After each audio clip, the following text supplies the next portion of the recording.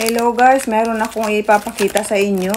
Mag-ingat pala tayo sa ating kinakain. Tulad na lang ng Skyflex. Itong Skyflex ay nasusunog. Hindi pala ito ay gawa sa arena pero may halong plastic. Hindi pala ito natutunaw sa ating bituka. Hindi pala ito maganda. Tingnan, ipapakita ko sa inyo ang epekto ng Skyflex na to.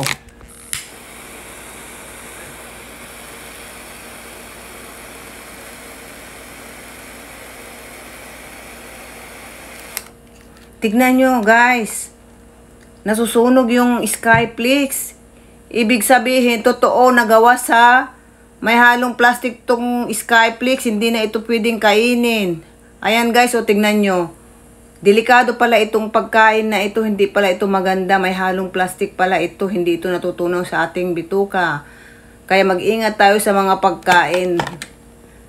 Ngayon ito, hindi na ako kakain. Ngayon ito, ganito pala siya. Thank you for watching. God bless po sa inyong lahat. Bye!